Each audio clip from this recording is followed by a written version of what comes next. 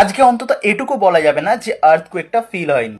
আজকে লিটারালি অনেক বছর পর এটুকু বুঝতে পারলাম যে আর্থকুয়েক আমাদের এখানেও হতে পারে। নইলে এর আগে যে আর্থকুয়েক গুলো হয়েছিল ওগুলো বুঝতেই পারিনি যে আদৌ আর্থকুয়েক হয়েছে কিনা। ভাই আমি সত্যি বলছি, আমি খাটে বসে চা খাচ্ছি, ঠিক মানে আমি চাটা খেতে যাচ্ছি যাচ্ছি খাটটা এমন ভাবে হেলেছে, চা ফা আমার গায়ে গড়িয়ে তো একাকার, যা যা বোতল ছিল এবং সেটাও পড়ে গেছে।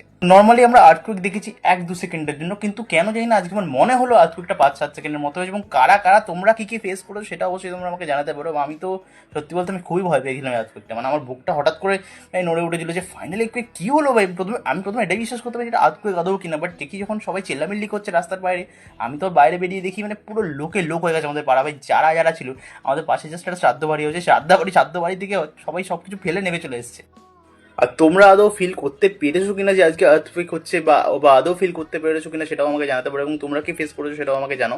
এবং আজকে যদি কেউ আর্থকুইক ফিল না করে থাকো তাহলে এইটুকু বুঝে নাও ভাই, তোমার জীবন এতটাই নড়ে চড়ে গেছে যে একটা ভূমিকম্প তোমার জীবনকে নড়াতে পারছে না। এনিওয়েজ আই হোপ আজকে আর্থকুইকটা খুব কম সময়ের জন্য ছিল, বাট আশা করি সবাই সুস্থ আছো এবং ভালো আছো। অ্যান্ড আই হোপ সবাই ফিল করেছো আর্থকুইকটা, আমি তো খুবই ভয় পেয়ে গেছিলাম। এনিওয়েজ চলো।